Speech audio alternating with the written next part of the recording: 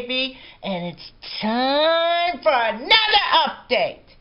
Heck yeah, baby. Now, let me just push these out of the way, give you guys a better view. Now, today's update is going to be a little bit different because today I'm doing something a little bit different. First off, where I usually show some stuff that I got recently, that's going to happen because, believe me, I got a lot to show.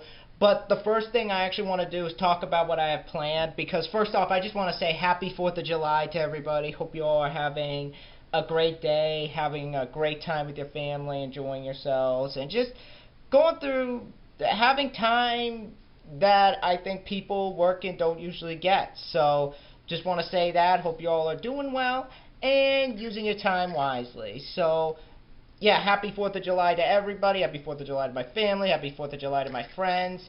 Hope everything is going well. But all that aside, another thing I want to talk about before I actually get into the stuff is what I have planned. First off, if you guys haven't seen my review that I recently posted, I just did a review of Spider-Man 2 that it was uploaded yesterday. Hope you guys check that out. If you guys haven't checked it out, I'll put it in the link below. But with all that said, I got a lot of good reviews planned coming. Next up, I have the rant on Spider-Man 3, which I am writing up right now. I'm taking some notes on that for the video and everything, so you guys will see my thoughts on that and everything. That's coming. Then afterwards, we got the Sly 2 review, which is a review I'm really looking forward to doing. That's a game that I really want to talk about. I've wanted to talk about it for such a long time, and since I finally beat it, figured now was the perfect time to do it. So be on the lookout for that. That's coming. Then it's the Sly 2 review, and then I'm going to do a review. I'm going to rewatch a film that I actually saw back in May, and I have a few other, actually not May, March. I'm going to have a review of that coming, along with a Will Ferrell marathon. I actually plan to review some of Will Ferrell's films in preparation for Semi-Pro, which I plan to see soon. And I even have one of his films that I actually plan to review. I'm going to show it in the update here. So there's a lot to talk about. I also plan to review Harold and Kumar Go to White Castle, because of Escape from Guantanamo Bay, which I can't wait for, Rush Hour 1 and 2, in preparation for Rush Hour 3. So I got a lot on my plate that I can't wait to talk about and review. And after that, I'm going to have a few other game reviews, such as Saints Row. Those are coming. I'm working on the notes. But right now, I got an update that I want to show you guys. This is a book and a game update. I got 2 books. One of them is a graphic novel. One is a book that I've been dying to get for such a long time, ever since I first heard about it on a Dead Pit who did a review of this book, because I love this series. I want to get back to reviewing this series in preparation for the reboot, but we'll start off with that. But in terms of what I have, as I said, 2 books, 3 games. Started getting on the Blu-ray craze. I got 2 Blu-rays. I got 1, 2, 3, 4, 5, 6, 7, 8, 9, 11, 12, 13. 13 DVDs is what I got here. So starting off with the books. The first one I got is a book that was actually talked about by Dead Pit Radio, a radio show that I love to listen to when they talk about horror. And they reviewed this book, and I really wanted to pick this book up because I'm such a huge fan of this series and figured show my support. I've always wanted to see one of these. I'm going to start reading it soon. And it is none other than the Crystal Lake Memories, The Complete History of Friday the 13th, written by Peter M. Brack and foreword by Sean S. Cunningham. What this book is it's everybody, the cast, the crew, talking about their experience making each Friday the 13th film up until Freddy vs. Jason, because the reboot hasn't come out yet. But figured I'd pick this one up. I've been dying for this book for such a while. You get on the back here, love that cover too. That's a cool ass cover. You get over 300 pages, 600 photos, 200 interviews, storyboards, concept art, and it's foreword by Sean S. Cunningham, the original director of the first Friday the 13th. And it even at the end has all of like the records on them, the box office. You get every single interview from the cast. They even got Kevin Bacon in this, which is amazing. But I'm going to start reading this tonight. Been dying for this book for a while, so it's great to finally have it. It is a big-ass book. Like, look at that. So, Gonna start reading that soon.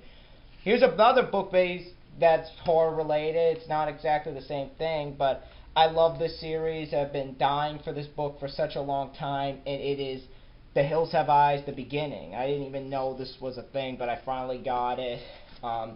Been dying to check this out. This is a prequel comic to the Hills Have Eyes movie, the Alexander Aja one, which is one of my all-time favorite horror films, and its sequel, which I'll show in a little bit. But this is the prequel comic to that movie, and it looks very cool. It definitely looks very cool. I haven't read it yet because I want to show it. Because the thing is, I like to show my stuff before I actually get into doing something with it. Like, I like to show it a little bit, like, show, like, what I got and everything. Because I feel like if I do that, then I just have it in here doing nothing with it when I really want to get down to it. But that's that. That's The Hills Have Eyes, The Beginning. I'll be reading it soon. It's a prequel comic written by Jim Palamato. I think one of them actually worked on... the art is actually done by John Higgins, who did the Judge Dredd comics. So I think that is very cool, but I'll get to reading that one soon. And speaking of games, I don't have shown this, but on Steam, I actually have purchased all 4 of the Hitman games. Hitman Codename 47, Hitman 2, Silent Assassin, Hitman Contracts, and Hitman Blood Money, which is a series I plan to review in preparation for the movie with Timothy Olyphant, which I can't wait to check out. But, yeah, I got that on Steam. I've been playing the first one. It's actually a really fun game. It is very challenging, but it definitely has a lot to offer. So I guess you could put that in the update and everything. But getting into the actual games, the first one that I got is actually one that I was interested in checking out. I've heard some interesting things about it. I've learned about it during the making of it. It's developed by a company called Techland. This is a Western-themed first-person shooter, and it is Call of Juarez. This is a first-person shooter where you play as 2 characters. Billy Candle, who's this Indian dude that basically gets caught up in the sights of this dude named Reverend Ray McCoy, who you also play as, he's basically chasing him down because he thought he killed his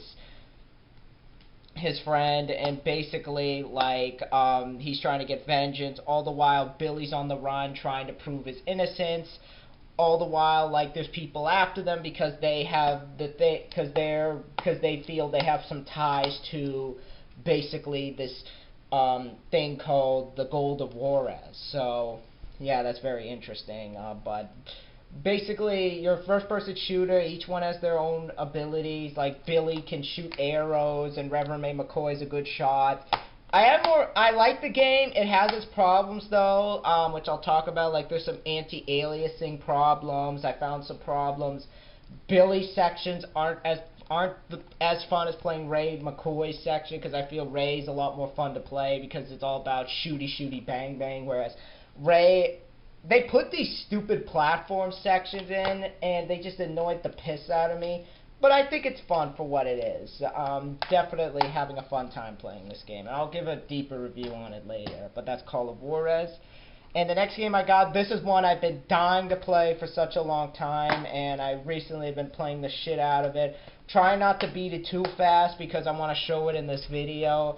And that is The Darkness. Holy hell, is this game so much fun. Developed by Starbreeze Studios, which is another reason why I was so pumped for this game, because they also did the Chronicles of Riddick game, which I already reviewed. I love that game, definitely. So I was really excited for this one, and this one was a lot of fun.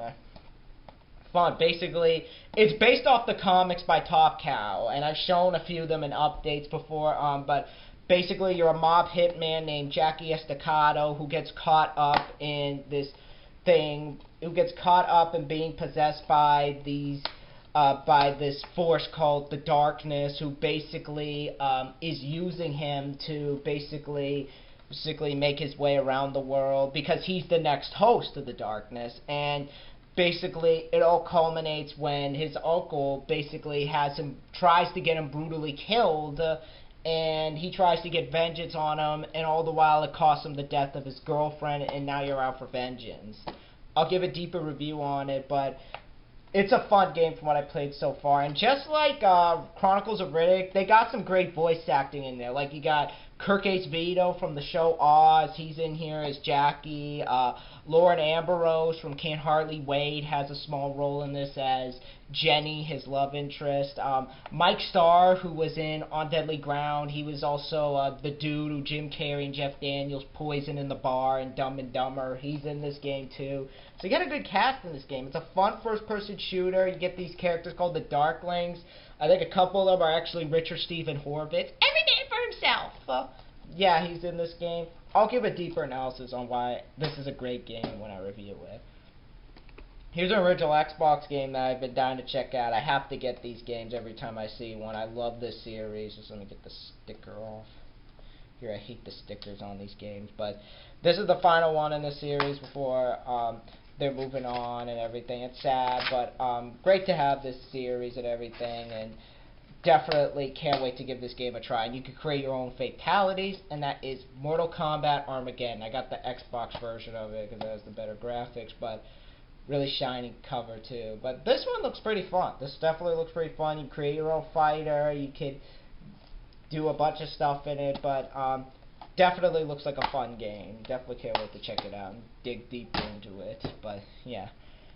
And starting off with the Blu-rays, here's a film that I missed when it came out. I was gonna see it. I kept telling myself I gotta see this film because so many people were so into it. They're quoting it, and of course I'm gonna say the line. You're gonna know what it is. This is Sparta. Yep, it's 300. I got the Blu-ray of it right here.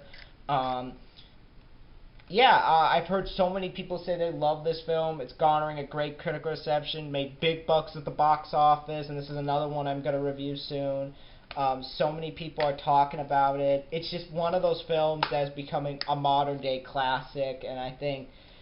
And I didn't even know this was based on a comic book, so yeah. But yeah, basically it's a film based about this guy... Basically, it's about the ancient battle of Thermopylae. Basically, it follows this guy, King Leonidas, played by Gerard Butler, who basically is fighting against this dude named Xerxes, played by Rodrigo Santoro.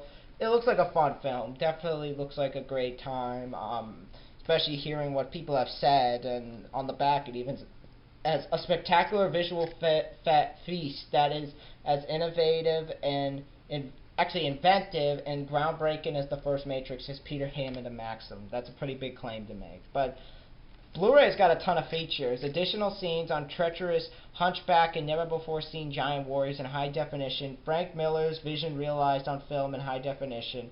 300 Spartans, fact or fiction, the shocking life of a Spartan revealed in high definition.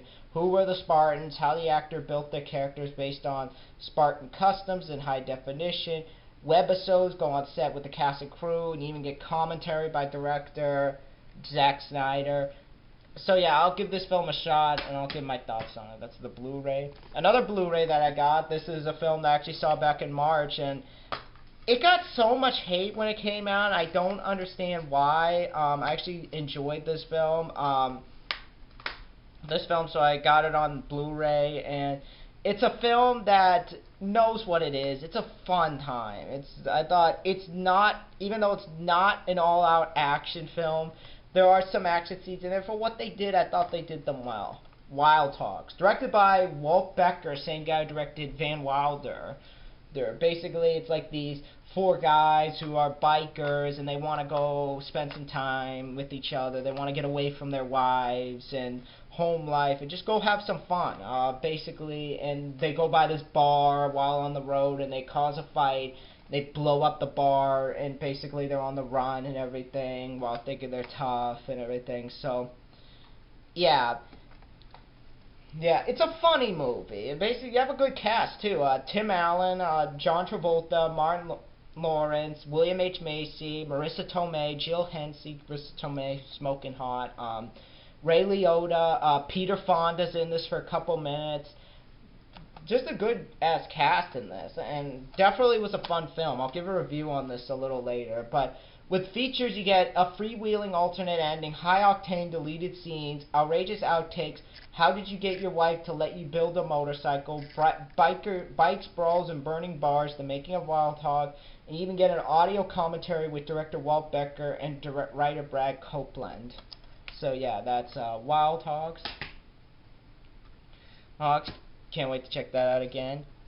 Here's a documentary that I actually wanted to check out because I wanted to have this along with the series, along with the Crystal Lake Memory series, because it's nice to have this. I've been dying to get this for the past year, especially after Dead Pit talked about and gave it a good review and everything, and they talked about how it changed their perception, what they think about Friday the 13th. I know that they have their love for the series, and this made them think. I know they have their own ways of showing what series they love the most. They have their favorite series. I love all the slasher genres the same. I love them all the same, but I love them all for their own reasons. I don't have a favorite slasher villain. I love them all for their own reason. I mean, if I had a favorite horror film, that would be Hellraiser. But I love all the slasher films the same way, and each one has a reason why I would watch them. And I just wanted to see a behind the scenes on this and see how it is. And that is Halloween 25 Years of Terror. I got this also in preparation for Rob Zombie's Halloween, which I plan to see soon with my friend. Basically, it's a 2-disc edition. Basically, it's a documentary on the making of Halloween.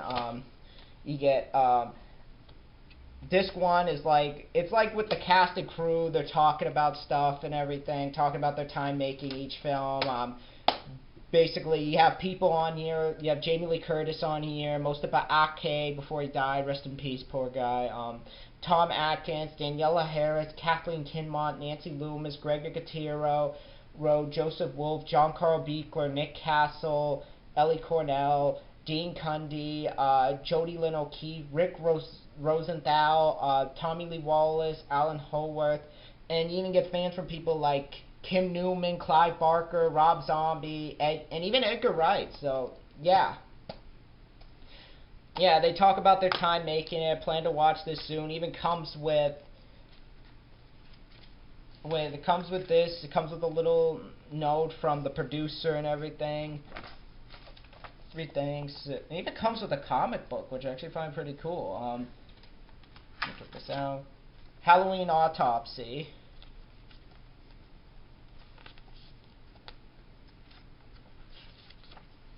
See, very cool designs. So yeah, it's another comic book.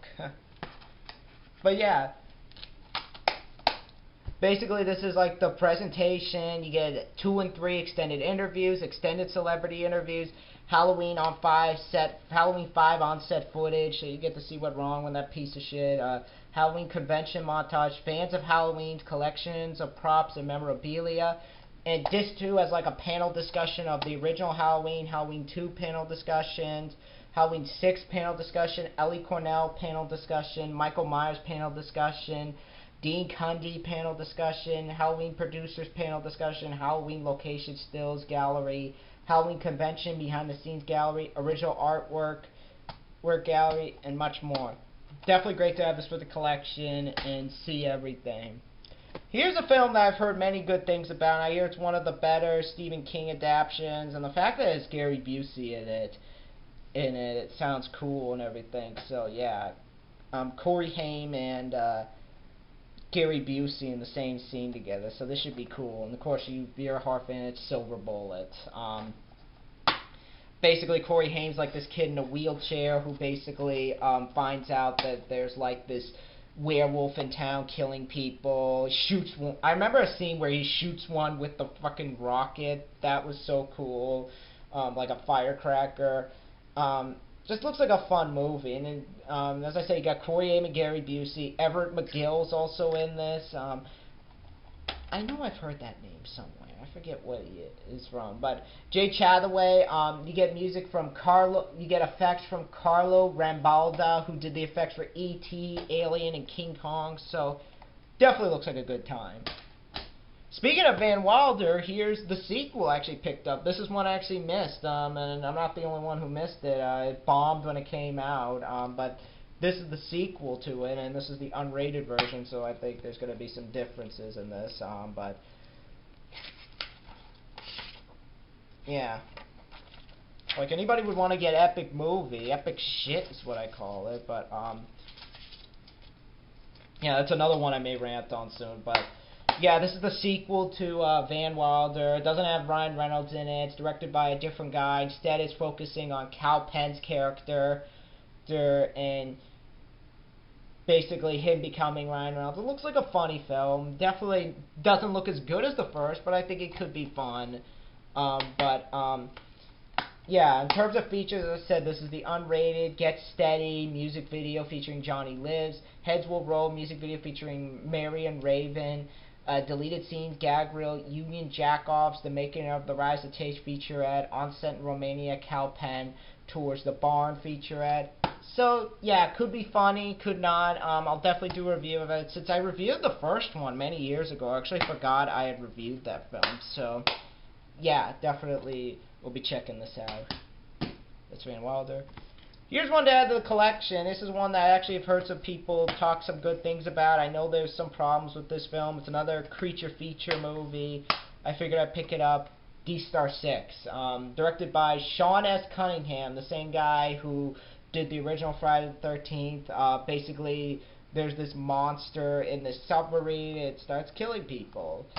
Well, it looks interesting. It looks like a fun little creature feature. Got a good cast, too. Terry Black, Nancy Everett, Greg Evigan, Matt McCoy's also in this, Nia Peoples, Miguel Ferrer's also in this from RoboCop, Cindy Pickett, Marcus Evers. Looks like a fun film. Definitely looks interesting. Has an interesting looking creature. So yeah, I'll give this a shot when I review it. Here's another creature, but more of a mechanical creature in the vein of, say, Hardware a little bit. Definitely looks like a fun one. I've heard some great things about this one, and that is Death Machine. Directed by Stephen Norrington, the same guy who directed Blade, the original Blade, and The League of Extraordinary Gentlemen. I know he had a horrible time making that, but this is Death Machine. Very bare bones DVD, so don't expect much. But for the movie, I could definitely say it deserves it. Basically, it's like these guys that are fighting this weird machine creature. Definitely get your gore in it. Brad Dourif's in this as your main villain. Ellie Pocket, William Hootkins, John Sherian, Martin McDougall, Andreas Winnesky, Richard Brack's also in this. So got a good cast. Definitely a good cast. For the movie, I think it definitely has some fun to it. I'll definitely give this film a watch when I see it. So that's Death Machine. And yes, I got this to complete the collection. I have the first two films. I reviewed them such a long time ago, and I look at that second review I did of it. Oh my God, the lighting is so bad in that review. I regret that review, but I don't know if I'm gonna go back and re-review them. Maybe one day I will, but. Of the three films, I have heard nothing but negative things about this one. I've literally heard nothing but negative things about this film.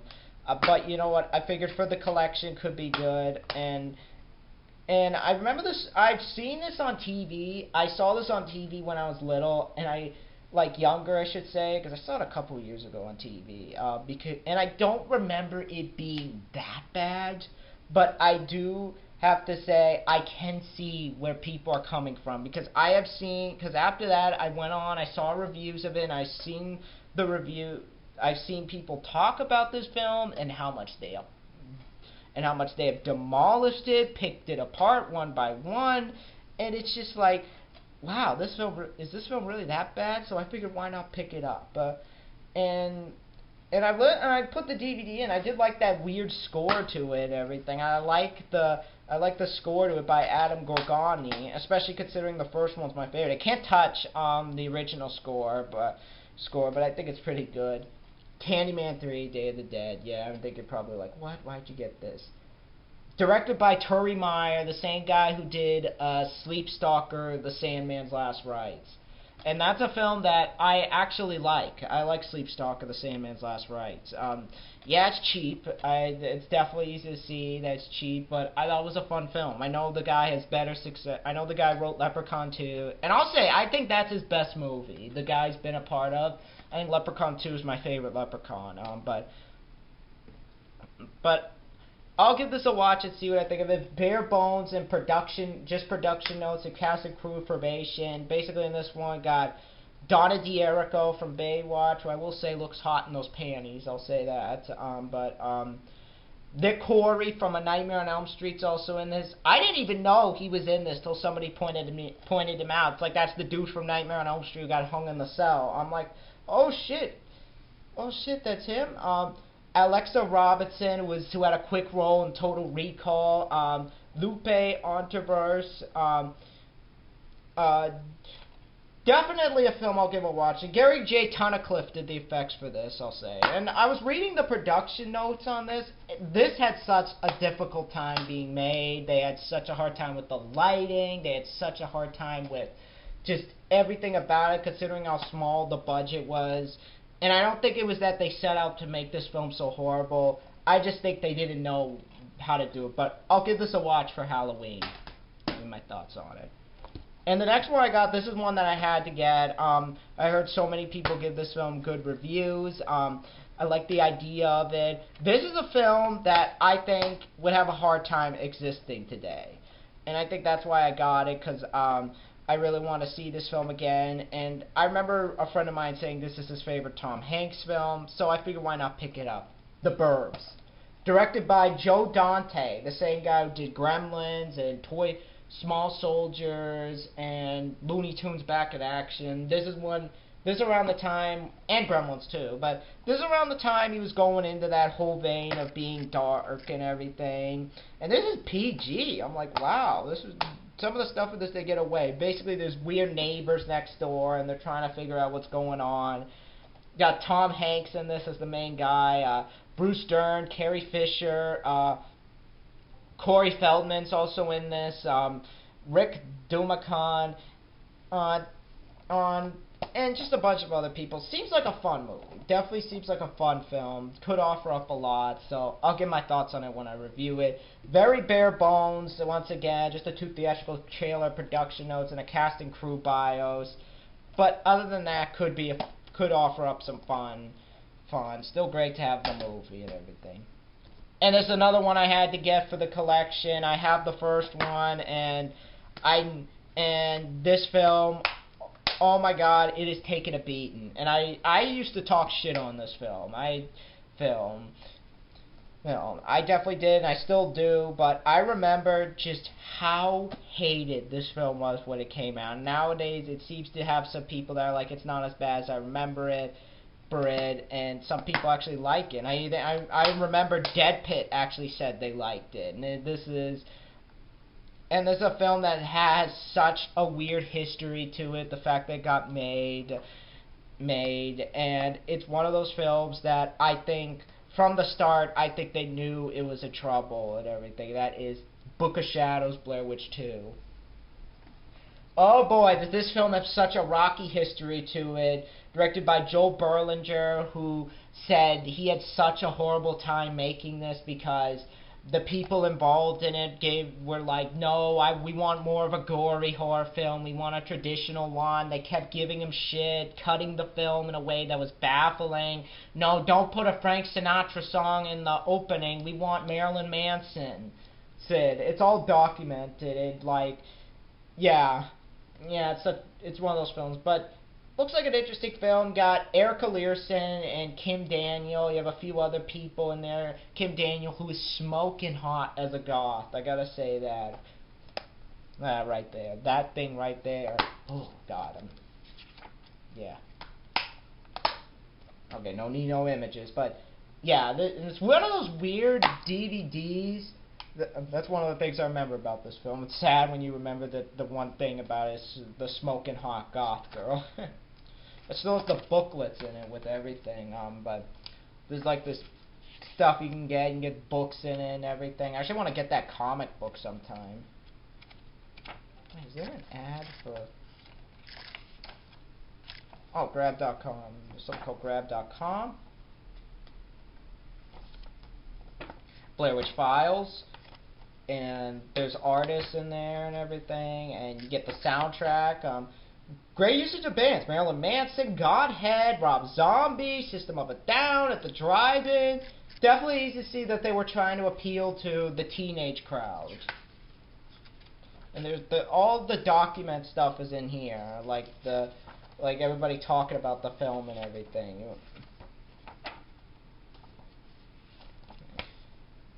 But yeah, and as I said, it's one of those weird DVDs where it's a double-sided disc. But here it's because they have the movie on one side, but on the other side, it's the soundtrack. I'm like, that's so weird, but cool. But in terms of features, it's The Secret is Forever. You get which is like this thing you do that you have to find these words and they connect to something. You get an audio commentary by director Joel Berlinger, select scene commentary with composer Carter Burwell, live performance by band Godhead. You get some DVD-ROM extras, cast and crew information. Like the DVD-ROM stuff actually has never before seen footage and other extras. Surprised there's no making of on this, but cast and crew information, production notes, and digitally mastered. All brought to us by Artisan, who are no longer around, sadly. I know Lionsgate owns them now, but I'll give this a watch again. I'll see if it's as bad as I remember it. Alright. Here's a film that I actually heard about from another film that I actually heard about from Deadpin. I figured I picked it up. Definitely looks like an interesting one. It's a Sci-Fi Channel movie, but from what I hear, it's one of the better ones. Dead and Deader. Basically Fangoria. This quote from Fangoria made me buy it. A zombie sort of 48 Hours meets Dawn of the Dead with Dean Cain, Guy Torry, Susan Ward, Ellie Cornell's in this. This basically is these people who basically are in this army zone where these zombie things start coming alive and they start trying to kill them and everything. It's a very interesting. It looks interesting. Then I'll give it a shot. Not really much for features, even though this is a Starz home video thing. It has Raising the Dead, The Making of Dead and Deader, audio commentary, and that's pretty much in a photo gallery, and that's pretty much it. Not much to run home about, but still a lot there. Adding on to the Masters of Horror thing, all I need now, I've added another one to the first season. I haven't gotten to see season 2 yet, even though from what I hear, it's overloaded with season 2's overloaded with CGI. But all I need now is Cigarette Burns, which is one of my favorites, Deer Woman, and I need the season 2. And I almost have the whole series. I might review it in the future. But Homecoming.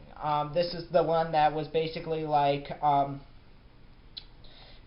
that was another thing directed by Joe Dante, and basically it's like this take on the presidential election, like the horror of that, and how the zombies coming back from the dead to get vengeance on that so they can vote and everything. And basically it's an interesting one. Definitely is an interesting one. Not really one of my favorites like a lot of people, because I know a lot of people consider this their favorite. I wouldn't go that far. But other than that, that was a fun episode. No Village Voice. It's not jaw-dropping. I wouldn't say that, but looks like a fun one. In terms of features, you get widescreen presentation, The Dead Come Marching, an interview with Joe Dante, working with a master, Joe Dante. On set, an interview with John Tenney. On set, an interview with Robert Picardo. On set, an interview with Thea Gill. Because you got people in here like Thea Gill from Queer as Folk, John Tenney from Closer, Robert Picardo from Star Trek Voyager, and you even have audio commentary with the writer, behind the scenes making of, trailers, still gallery, and a bio. So, still getting a lot in here. But definitely a great one to have. Here's another film that I figured I'd pick up, because I saw this back in the day, and this actually came with a bonus disc of some other stuff. I don't know what this is, but definitely great to have this for the collection. I like Will Ferrell stuff. I didn't even know Ben Stiller was a producer on this. There's Blades of Glory. This is the widescreen edition. Basically, Will Ferrell and Jon Heder or Will Ferrell, of course. Jon Heder. There's been a lot of stuff you guys know of recently. Jon Heder from Napoleon Dynamite are like these two ice skaters who get kicked out of ice skating because of a fight they had, and basically they're trying to reinvent themselves. It all goes haywire and everything goes crazy. But it's a fun movie. It definitely is a fun film. I already seen it, so I'll give a review on it. As I said, I'm doing a Will Ferrell marathon soon, so we'll give a review on this, along with a couple others that I actually want to talk about. I'm not going to talk about like Jay and Silent Bob Strike Back, since I already reviewed that. I want to talk about the ones that he's a part of, like Old School and Talladega Nights. Some of those are my favorites, but yeah, those are the ones that I got. This is one of them and everything.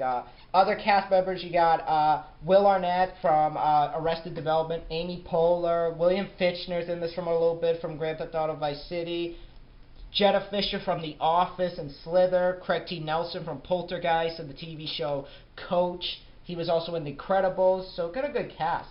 In terms of features, this bonus disc right here actually comes with more celebrities on ice, outtakes, block of the shots and blades, Jetta's message to kids at home, Wraparound Jimmy, Wraparound Chaz, and Straz and Fairchild. That's on the bonus disc, but on that you get deleted. On the main disc, you get deleted scenes, you get a gag reel, and behind the scenes featurette, and much more. Now there's only 2 left, and this is one that I actually missed, and I'm sad that I missed it because I was really dying to check this film out, but I'm glad I finally have it on DVD because I've been dying to see this one, and I think it looks very cool and everything. Psycho meets Saw. You'll be screaming your seat. Vacancy. This is a film that is basically about Luke Wilson and Kate Beckinsale, the smoking hot Kate Beckinsale, who basically wind up at this hotel where these people shoot snuff films, and they're the next ones there. Directed by this guy named Nimrod Adel. So, looks like an interesting one. Definitely looks interesting. It bombed when it came out, so that's probably why you haven't heard about it or anything. But looks interesting. Definitely looks like one I'll check out, get my thoughts on. Definitely, I've heard is brutal. You get like behind the scenes making of, extended snuff films, because they actually put snuff films on the DVD. So yeah, could be fun. Could offer up a lot. Ethan Embry's actually in this. Wow. I didn't even know Ethan Embry was in this. Frank Whaley's also in this. So definitely got a good cast in this. Ethan Embry, for those who don't know, that's the guy from Dutch, so definitely could offer up some fun. But that's Vacancy. And the last DVD I got, because I loved the first one, I saw this and I really enjoyed it. I don't understand the hate this film gets. Is it as good as the first one? No. There's some back steps that this one takes, but for what it was, I thought it was a fun ride. And speaking of The Hills Have Eyes, The Hills Have Eyes 2. This is the unrated edition. Boy, was this a ride. I saw this with my brother same time I saw Blades of Glory. But, oh my god, is this a ride. This is a film that got so much hate.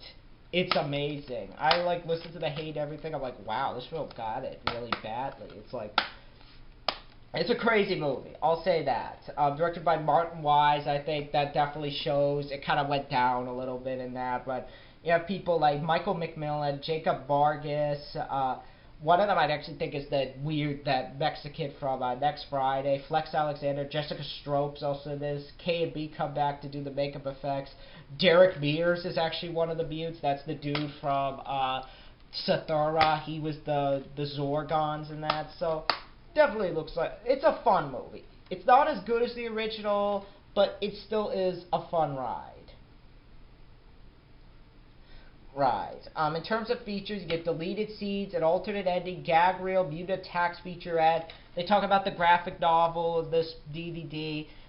Fox Movie Channel presents Life After Film School. I'll give this a review, and you'll see my thoughts on it, why I like it. It's not as good as the first. No, but it still is a fun ride. But that's pretty much my update for right now. That's what's coming. Working on the Spider-Man 3 review. If you guys have seen any of these films or read any of these books, let me know in the comments below. Be sure to rate, comment, and subscribe, and I'll see you guys next time. Bye.